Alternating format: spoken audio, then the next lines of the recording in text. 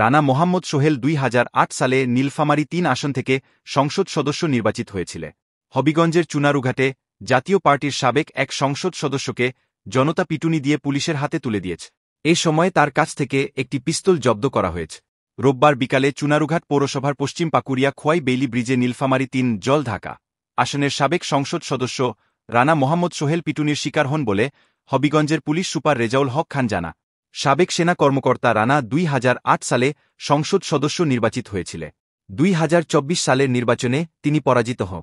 স্থানীয়দের বরাতে পুলিশ জানায়, বিকালে রানা মোহাম্মদ সোহেলকে বহনকারী গাড়িটি শ্রীমঙ্গল থেকে সাতছড়ি যাওয়ার পথে চুনারুঘাট খোয়াই বেইলি ব্রিজে যানজটের মুখে পড়ে। এ সময় গাড়িটি পেছনের দিকে যাওয়ার চেষ্টা করলে দাঁড়িয়ে থাকা একটি মোটরসাইকেলকে ধাক্কা দেয়। এ নিয়ে দুপক্ষের মধ্যে বাগবিতণ্ডা হয়। এক পর্যায়ে রানা মোহাম্মদ সোহেল তার সঙ্গে থাকা পিস্তল দিয়ে ফাঁকা গুলি ছুড়েন। তখন আতঙ্কের সৃষ্টি হয়। আশপাশের মানুষ সেখানে জড়ো হয়। এক পর্যায়ে জনতা রানা মোহাম্মদ সোহেলের ওপর চড়াও হয়। পরে তারা পুলিশকে খবর দেয়। চুনারুঘাট থানার ওসি মোহাম্মদ নজরুল ইসলাম বলেন, পিস্তলসহ রানা মোহাম্মদ সোহেলকে থানায় নিয়ে আসা হয়। তার বাড়ি রংপুর জেলার কেরানীপাড়া এলাকা।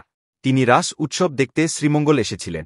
পরে শ্রীমঙ্গল থেকে সাতছড়ি জাতীয় উদ্যানের দিকে যাচ্ছিলেন। হবিগঞ্জের পুলিশ সুপার রেজাউল হক খান বলেন, সেনাবাহিনী তাদের লোক হিসেবে তাকে হেফাজতে নিয়ে গেছে। আমরা তার অস্ত্রটি জব্দ করেছি। অস্ত্রটি লাইসেন্স করা কিনা যাচাই বাছাই চলছে। তিনি বলেন, সাবেক মেজর কেন কী কারণে গুলি করলেন বিষয়টি তদন্ত করলে জানা যাবে।